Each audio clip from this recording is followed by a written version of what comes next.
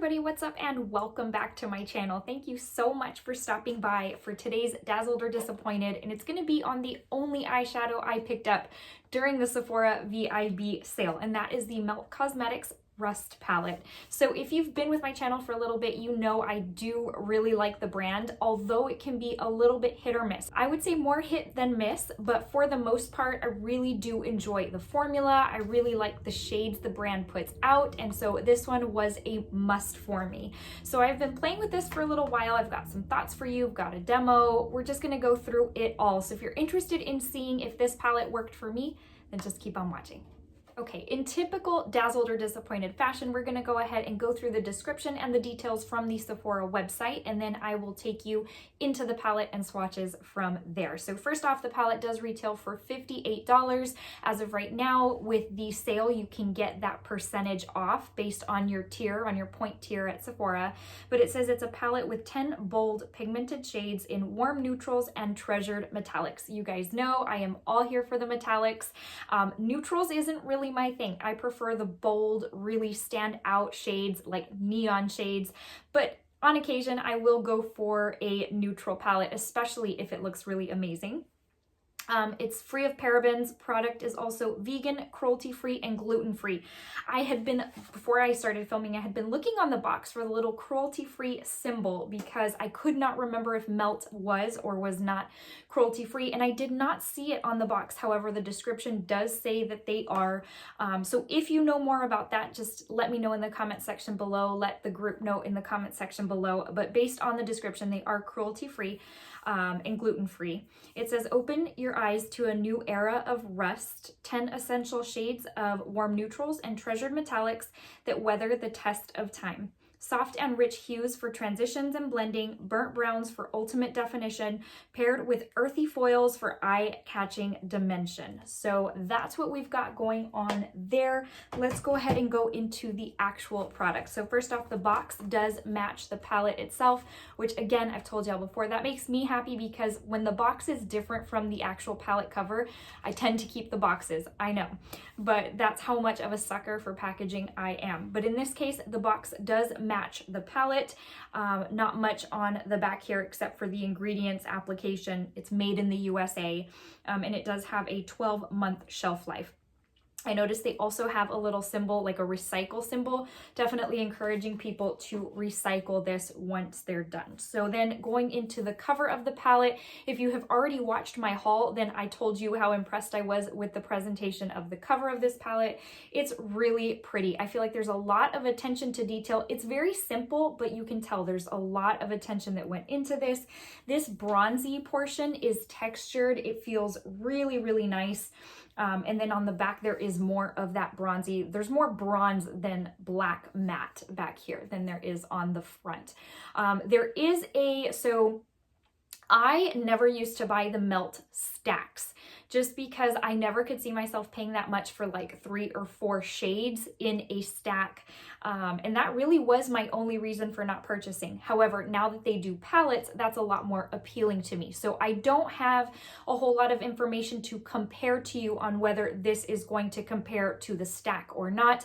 From what I understand, about 3 of the shades, or maybe all 4 that were in that stack are in here, but a little bit more updated, a little bit more improved. So anyways, I don't have information on that again because I never used the Rust stack. The Rust theme in general from Melt is new to me. So anyways, the packaging, very, very pretty.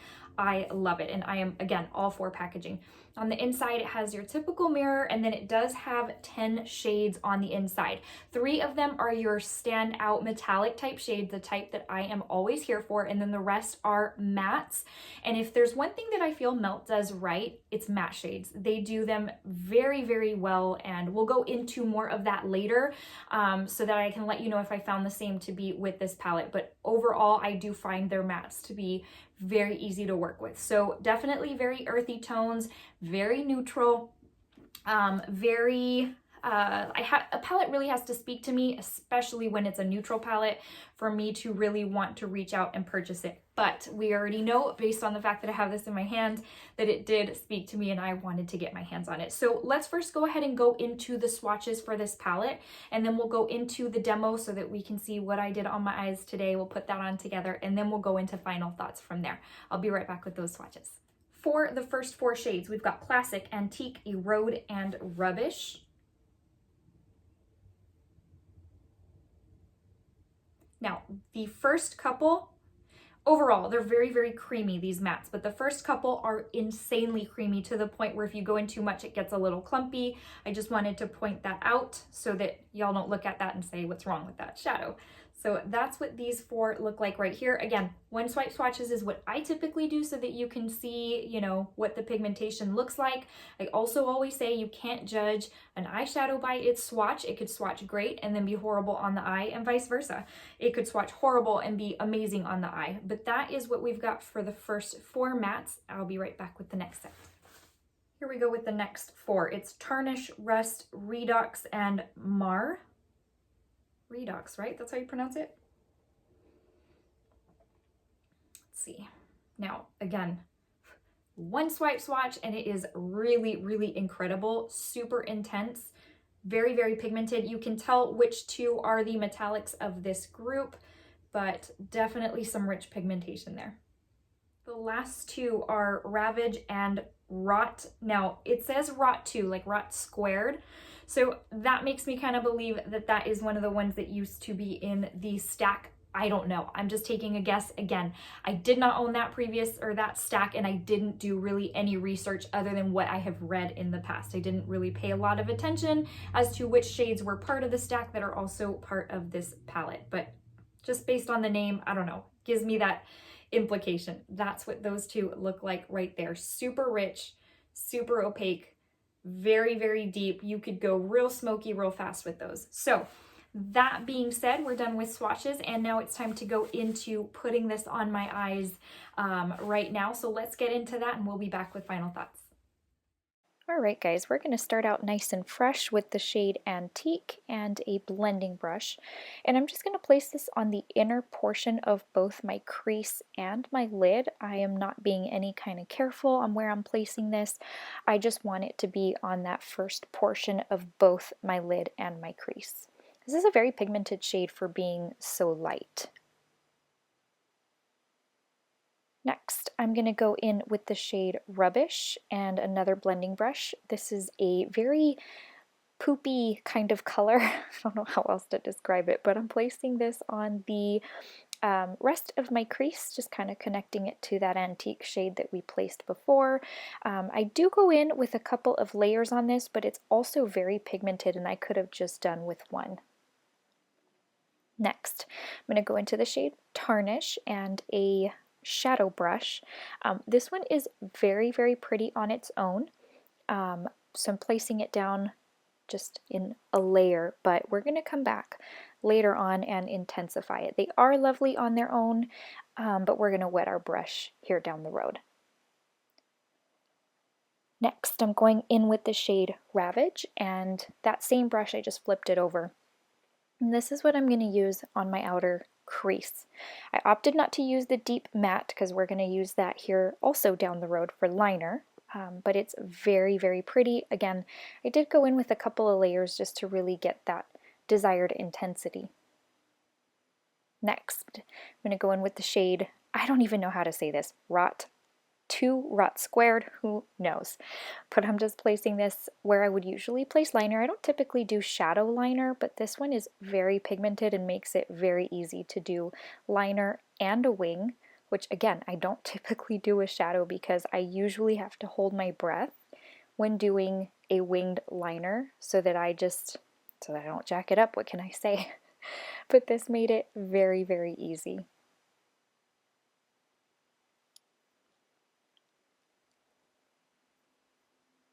Still working on it, obviously, but again, hard to believe I was able to do that.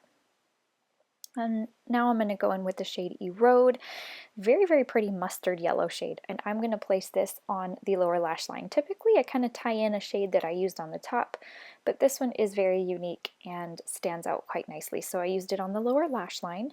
Now I'm going to go in with my falsies and come back for the shade Tarnish. So notice it's very intense on the eye I already did, and it's a little bit more muted and dull on the other eye. So this is where I say we're wetting our brush and we're going to go in with a damp brush, and you see the difference that it makes? Quite the difference, and it is absolutely stunning once you wet your brush. I don't mind taking the extra step to get it to look like this. Next, we're going to go in with the shade Classic and just a small detail brush, and I typically like to go in with like a shimmery metallic shade on my inner corner, but there is none like that in the palette, and we're going to go into the inner corner with this one. It actually is very, very nice for brightening, as you can see.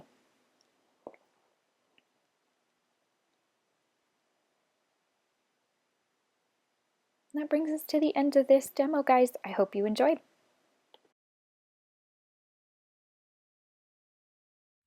Okay guys, I hope you enjoyed that. I hope you found it easy, helpful and easy to follow. I don't know what I'm even saying anymore. So as you could tell, super quick, didn't take a whole lot of time, really easy, not a whole lot of effort went into that. So I think that kind of speaks for itself, but there's a lot more to dive into. So let's just go ahead and get started so that you know if you need to place your order for this bad boy. So the packaging, I already told you, I love the packaging. I'm just a sucker for packaging. I like unique, I like different, and this is definitely something different from my collection. Like it very, very much. It's in typical melt fashion. It's very, very sturdy. It's not like a cheap kind of cardboard, but I find that to be consistent with the Melt brand. So going into the palette, let's start off as usual with the mattes. Again, based on the demo, I think you could pretty much tell how easy it was to place those mattes because I went in once. And that is highly unusual for me because typically, let's see, with the other one I may have gone in twice, now I can't even remember, but very minimal with those mattes. Typically I like to go in 2, 3, sometimes even 4 times with the shade that's in my crease, with the shade that's in my outer portion, whatever the case may be. I go in with multiple layers, even if they are pigmented. But these are so creamy, so blendable, and so pigmented that I didn't need to go in with a whole lot of layering, which to me is crazy because that means you can get done with your eye look quicker, it's gonna look better. Anyways, that is that. So the mattes, very easy to work with, and I have found that to be consistent with all of them. Now, these two are super, super creamy, so if you're gonna swatch them with your finger, they do get very crumbly, but that's not just this palette, that's really with any creamy matte, and I typically find that to be the case when I'm doing these swatches for you guys on these videos, because when I go in with my finger on a super creamy matte, it usually balls up and ends up looking kind of flaky. But very easy to work with, blendable, just everything you would want in a matte type of formula. That's really the best I could say. This deep shade over here, I don't typically go in with a powder, with an eyeshadow for my liner, just because I can't pull the wing liner when it comes to eyeshadow. This one made it, I don't know, something about it made it a whole lot easier. I think it's just the fact that it's so rich and so pigmented that I could go in with a very light hand with my, it's not an angled brush, but with that square brush, and it really made such an easy line. Quick and easy. I didn't have to use liner. I didn't have to hold my breath. Nothing like that. This made for such a great eyeliner, and I think I see myself pulling this palette even if it's just for that shade to use as a liner, which is amazing. As far as the metallics, those are the types of shades you know I love, and I could forfeit all the mattes in the world to have all metallics and all sparkly shades and all standout shades. So they are beautiful. They look very lovely on the eye. What I will tell you though is that it does really help to use a mixing medium, a setting spray, water, whatever, to really intensify. That's why I wanted to show it to you first, before I went in with like my lashes and stuff. And that's why I went in afterwards with a wet brush to show you really how it just brings it to life and intensifies. Now, it's really not, it's just an added step. If you don't like having to wet your brush, then it's still very lovely. It just, if you want that super metallic, sparkly, like pack a punch type of eyeshadow, then you really do want to wet your brush and go in with it a little bit, you know, damp. That brought out such a sparkle that's like there's a twinkle to this shade called Tarnish that does not appear if I don't use it with a wet brush. And it looked super metallic once I did that. Took really no effort at all. So anyways, that being said, I do love these metallics. I love them more with a wet brush. So just so you know, if that's what you're trying to bring out, you really do want to wet your brush. All in all, super dazzled. I know this is an expensive palette. $58 is on the pricier side for an eyeshadow palette, especially when it only comes with 10 shades. The thing about it is with Melt is that their quality can be so impeccable that you're really paying for that. You're paying for mattes that practically blend themselves, that you need minimal effort for, that you can just put on a couple and be done. And I think it is well worth it. If I'm going to try and get this video up in time for at least the rouge to still be able to order. I'm so sorry if I don't get it up in time for your portion of the sale, but I don't believe it's limited edition. So if anything, throw it in your loves list and wait till the next sale to pick it up. But I definitely love Totally Dazzled. This was a highly recommend. Okay, my friends, that brings us to the end of today's video. I hope you enjoyed. I hope you found it beneficial, helpful, maybe just even entertaining if you were hoping to just kind of watch a tutorial. Before I let you go, I just want to give you a very quick verse of the day in an effort to motivate and encourage you, in an effort to maybe help lift your spirits during this difficult time. I've told y'all in videos before, I love each and every one of you, and I do pray for you as my YouTube family. So before I let you go, I just want to leave you with Philemon 4, and it says, "I always thank my God as I remember you in my prayers." And that is absolute truth. I do remember you in my prayers, and I pray for each and every one of you. I thank God for you as my YouTube family. I truly do. All right, friends. Well, again, I hope you enjoyed, and I will see you in the very next video very soon. Take care and have a great rest of your day. Bye.